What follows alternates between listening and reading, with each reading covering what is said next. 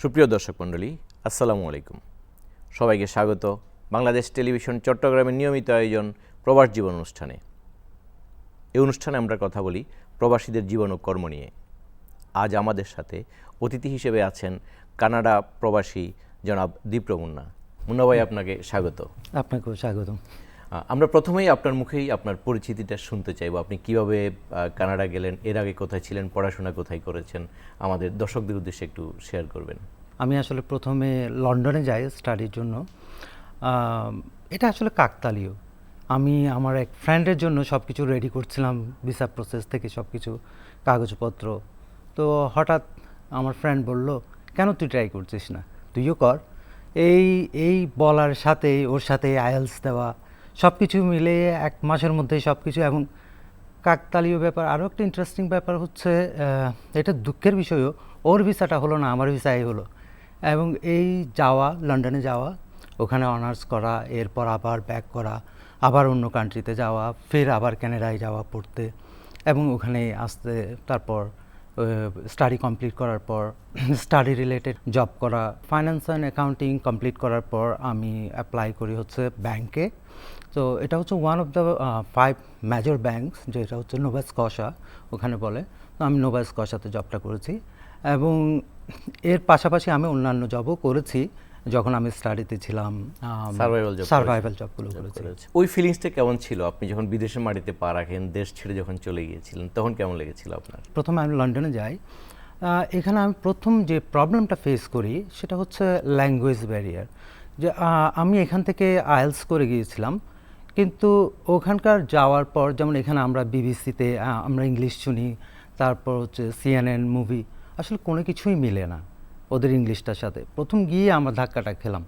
কারণ হচ্ছে আমরা যখন এখানে থাকি, দেখা যায় কি এখানের চট্টগ্রামের ল্যাঙ্গুয়েজ, নোয়াখালীর ল্যাঙ্গুয়েজ, অথবা ঢাকার ল্যাঙ্গুয়েজ, হ্যাঁ সবাই কিন্তু বাংলা বলি, কিন্তু আমাদের ল্যাঙ্গুয়েজটা কিন্তু ডিফারেন্ট। হ্যাঁ, ওখানটায় ঠিক সবাই ইংলিশই বলে, কিন্তু ওদের অ্যাকসেন্টগুলো সব কিছুই ডিফারেন্ট। এবং লন্ডনে যখন গেলাম, ওরা ককনি যেটা উচ্চারণ করে, মানে ওরা অ্যাকসেন্টে কথা বলে, এটা খুবই একটা ডিফিকাল্ট, এবং আমার খুব এটা একটা চ্যালেঞ্জিং বিষয় ছিল তখন।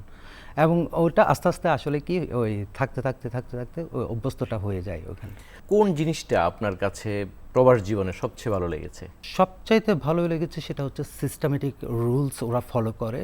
যেমন ধরি আমরা যখন কোথাও যাই, ওখানে কিউ মেনটেন করে, লাইন মেনটেন করে, সব কিছুতে তাড়াহুড়া করে না, ধৈর্যটা থাকে। তারপর হচ্ছে ওরা সময়কে খুব প্রাধান্য দেয়। যেমন আমরা যখন বলি যে আমরা 5টায় দেখা করব, সেটা যেই হোক, আমরা চেষ্টা করি 5 থেকে 10 মিনিট আগে পৌঁছানোর জন্য, এবং কমিটমেন্ট আমাদের। তারপর হচ্ছে ওই যে বললাম যে আমরা যেখানেই যাই, ধরুন আমরা ব্যাংকে গেলাম, যে লাইন, সবাই লাইন মেনটেন করে। বাসে উঠছি, লাইন মেনটেন করছে। অথবা বাস স্টপে দাঁড়াবে, বাস স্টপ থেকে প্যাসেঞ্জার নেবে, অন্য কোথাও নামাবে না, অন্য কোথাও থেকে তুলবে। মানে ওরা সব কিছু তো একটা রুলস ফলো করে, ডিসিপ্লিন ফলো করে। এই জিনিসটা খুব ভালো লেগেছে, এবং এটার মধ্য দিয়ে আমরা সবাই আসলে অভ্যস্ত। তো ওখান থেকে রেমিটেন্স কেমন আসে বাংলাদেশে, কানাডা থেকে? আমরা যারা এখান থেকে যাই, স্টাডির জন্য যাই, অথবা কর্মক্ষেত্রে পিআর হয়ে যায়, তারা চেষ্টা করে যে তাদের কষ্ট করে যতটুকু সম্বল জমানোর জন্য, এবং ওই সম্বলটুকু এখানে পৌঁছানোর জন্য। এবং এখানেই যেন আমরা তো আসলে ওখানেই থাকি ঠিক, কিন্তু মনটা পড়ে থাকে এখানে। সব কিছু চিন্তা করি এখানেরই খাই, এখানেরই সব কিছু করি।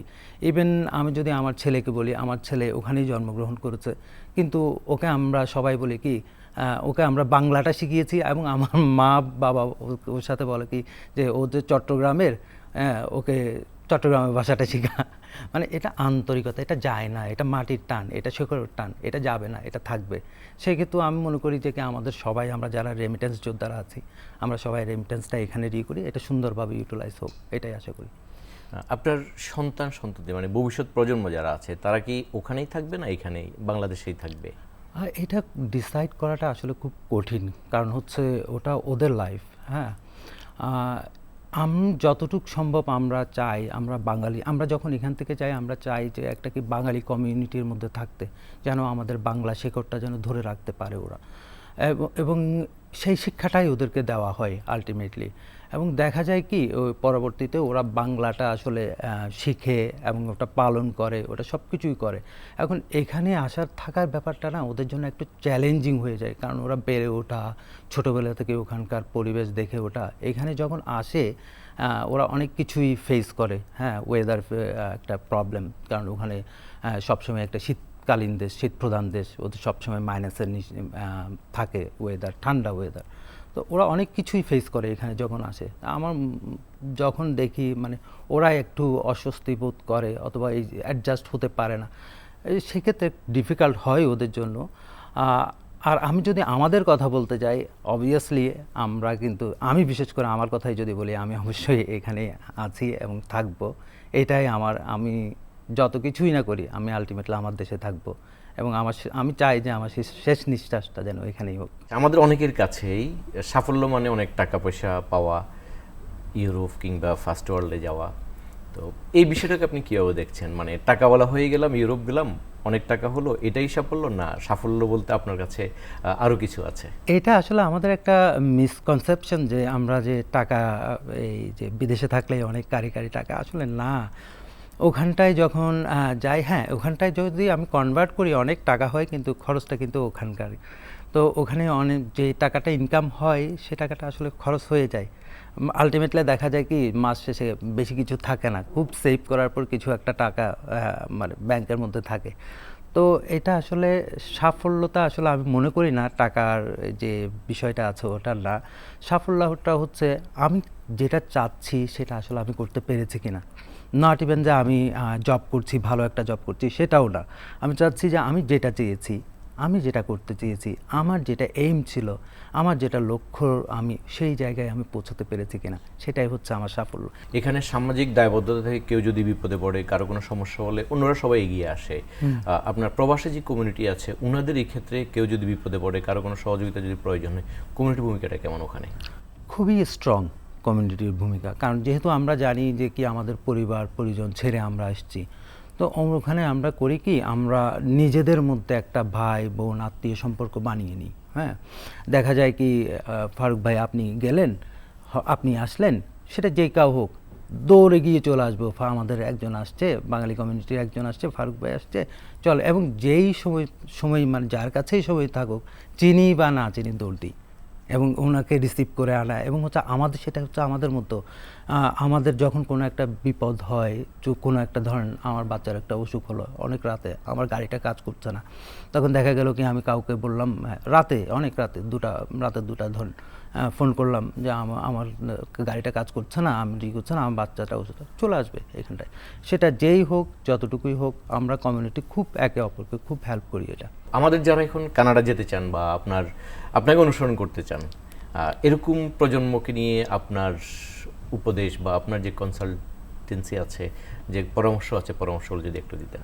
যখন যাবে একটা দেশ স্থির করবে, প্রথম যে দেখতে হবে যে একাডেমিক রেজাল্টগুলো কীরকম, তারপর ওখানে গিয়ে আমি যে ইউনিভার্সিটিতে স্টাডি করব, ওই স্টাডি আসলে আমার সাথে যাচ্ছে কি না, আমার ক্যারিয়ারের সাথে যাচ্ছে কি না, আমার যে লক্ষ্যটা ফুলফিল হচ্ছে কি না। তারপর অনেক কিছুই তো আছে, যেমন টিউশন ফির একটা ব্যাপার আছে, অনেক ইউনিভার্সিটি আছে অনেক টিউশন ফি, তাহলে আমাকে আমার আসলে ফাইন্যান্সিয়াল অ্যাবিলিটি অনুযায়ী ওই টিউশন ফিগুলো যে অ্যাফোর্ড করতে পারি মতো, ওভাবে আমাকে দেখতে হবে ইউনিভার্সিটিসগুলো।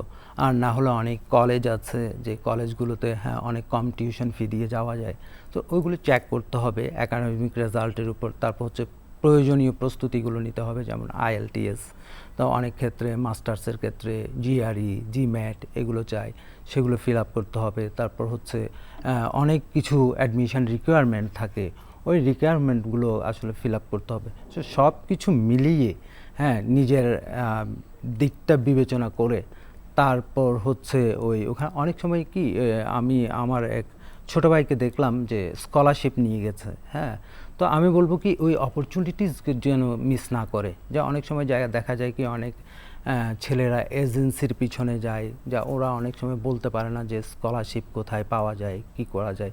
তো আমি বলবো কি নিজেরটা যদি নিজে একটু দেখে শুনে যদি করে তাহলে হয়তো কি ওই স্কলারশিপের বিষয়গুলো, হ্যাঁ অনেক সময় দেখা যায় কি অ্যাফোর্ড করতে পারছে না কিন্তু ওর টিউশন ফিটা স্কলারশিপের মাধ্যমে চলে আসলো। তো সেই ক্ষেত্রে কি ওই যে বললাম যে একটু ইন্টারনেটে রিসার্চ করা, দেখা কোন জায়গায় কীভাবে হচ্ছে, একাডেমিক রেজাল্টগুলোকে কীভাবে একটু ডেভেলপ করা যায়, আইএলটিএসগুলোকে কীভাবে একটু ডেভেলপ করা যায়, সব কিছু একটা গুছিয়ে একটা ফাইল রেডি করা, মানে একটা আমার যে আমি প্রস্তুত, আমি সব কিছুর জন্য প্রস্তুত। আমি ডিফাইন করলাম এই কান্ট্রিতে যাব, হোক কানাডা হোক ইউরোপিয়ান কান্ট্রি, আমি ডিসাইড করলাম এই কান্ট্রিতে যাব, আমি প্রস্তুত। আমি এখন হচ্ছে আমি জাস্ট ভিসাটা ফেস করব এবং ভিসা পেলেই আমি চলে গেলাম এবং দেখা যাবে কি অনেক অনেক কষ্টটা কমে আসবে সেক্ষেত্রে। তো আমি এই অ্যাডভাইসটাই দেবো। আমাদের এখানে একটা কথা আছে যে মেধা পাচার হয়, এটি সত্যি কথা। আমাদের এখানে নামকরা প্রতিষ্ঠান থেকে ভালো পড়াশোনা করে স্কলারশিপ নিয়ে ওইদিকেই চলে যায়, আপনার নর্থ আমেরিকার কান্ট্রিগুলোতেই চলে যায়। তো সেখানে যারা গিয়েছেন অতীতে, একদম নাম ধরে বলি বুয়েট থেকে গেছেন কিংবা চুয়েট থেকে, ওনারা টপ লেভেলে জব করছেন। তো কমিউনিটির সাথে ওনাদের রিলেশনটা কেমন? এরকম যারা ধরেন কেউ কেউ আসে নাসাতেও জব করেন, হ্যাঁ এরকম লোকজন আছেন, তো ওনাদের কন্ট্রিবিউশনটা আপনাদের কমিউনিটির সাথে কেমন? আমরা আসলে যারা ওখান থেকে যেমন অনেকেই আছে, ডক্টর আছে, যেমন আপনি বললেন বুয়েটের স্টুডেন্ট, চুয়েটের স্টুডেন্ট, ওখানে গিয়ে অনেক ভালো ভালো আমাদের কমিউনিটির মধ্যে হ্যাঁ পজিশন হোল্ড করছে এবং খুব মাটির মতো মানুষ। যেমন আমার ডক্টর যিনি ছিলেন আগে, যিনি ছিলেন উনি আমাদের বাঙালি কমিউনিটির, আমি মনে হয় কি আমার ভাইয়ের মতো উনি, মানে এতই টেক কেয়ার করে, এতই ওনার পার্সোনাল নাম্বার পর্যন্ত আমাদেরকে দিয়ে দেয় এবং আমরা হঠাৎ মানে আমাদের কোনো প্রয়োজন আমরা রাতেও ফোন করতে দ্বিধাবোধ করি না। অনেক এটা হয় কি এখানে থাকলে দেখা যায় কি অনেক সময় এটা হয়ে ওঠে না ওই জিনিসটা, কিন্তু ওখানে যাওয়ার পর দেখি কি ওই মানবিকতার বিষয়টা সবার মধ্যে চলে আসে, যে সবাই ফিল করে যে এই ফ্যামিলিটা তো ও একা, হ্যাঁ আমি ওকেই রক্ষা করতে হবে অথবা আমাকেই ওকে টেক কেয়ার করতে হবে, কারণ ওর বাবা মা ভাই বোন আজকে তো কেউ না কেউ আসছে। হ্যাঁ তো ওই জায়গা থেকে ওনারা খুবই খুবই হেল্পফুল। তারপর হচ্ছে আমরা যারা আছি আমরাও খুব হেল্পফুল, সবাই মিলেমিশে থাকার চেষ্টা করি, এই জিনিসটা করি এবং আমার ভালো লাগে ওনারা যখন আমাদেরকে এত বড় পজিশন হোল্ড করার পরও যখন দেখি যে কি ওনারা ওই জিনিসটা দেখান না। আমাদের যে নতুন সরকার এসেছে, একটা রক্তাক্ত পথ পাড়ি দিয়ে আমরা গণতান্ত্রিক অভিযাত্রায় আমাদের শুরু হলো। তো এই সরকার আমাদের প্রজন্মের মেধা সংরক্ষণের জন্য, আমাদের মেধা যাতে পাচার না হয়, দেশে যাতে থাকে, আপনার একজন প্রবাসী হিসেবে বাহির থেকে আপনি যেভাবে দেখছেন, সংক্ষেপে যদি একটু বলতেন যে কি করলে পরে আমাদের মেধা পাচার হবে না, দেশ আমাদের সন্তানরা আমাদের দেশকে এগিয়ে নিয়ে যাবে। মেধা পাচারের কথা যদি বলতে যাই তাহলে আমাদের কর্মসংস্থানগুলো আমাদেরকে এখানে দিতে হবে, নিশ্চিত করতে হবে মেধা অনুযায়ী। হ্যাঁ যেমন দেখা যাচ্ছে কি আমাদের যে ছেলেরা ওখানে গিয়ে যে কাজটা করছে, যদি ওই কাজটা যদি এখানে থাকে অথবা ওই পরিমাণ স্যালারি না হোক, মোটামুটি চলনসই যদি একটা স্যালারি ওরা যদি ড্র করতে পারে তাহলে আমার মনে হয় না মেধাটা পাচার হবে। কারণ ওখানে যাওয়ার পর আমরা যে পরিমাণ আমরা বাংলাদেশের প্রতি ফ্যাসিনেশন এবং আমরা যে ফিলটা করি, হ্যাঁ ওই ফিলটা আসলে একটা আপনি যখন ওখানেই যাবেন তখন ওই ফিলটা আসলে হয়ে যায়, এটা সবার কাছ থেকে যখন ডিটাচ হয়ে থাকবেন সব কিছু, ওই আমি মনে করি কি ওই জায়গাগুলোকে যদি নিশ্চিত করতে পারে গভর্নমেন্টের পক্ষ থেকে যে হ্যাঁ ওর কাজের জায়গাটাতে নিশ্চিত করতে পারে ওর, তাহলে আমি মনে করি না মেধা পাচারটা তেমন একটা হবে। হ্যাঁ এবং যদি কেউ যায় স্কিলের জন্য হয়তো স্কিলটা নিয়ে আবার ব্যাক করবে, সেখানে স্কিলটা আমাদের প্রয়োজনে কাজে লাগাবে।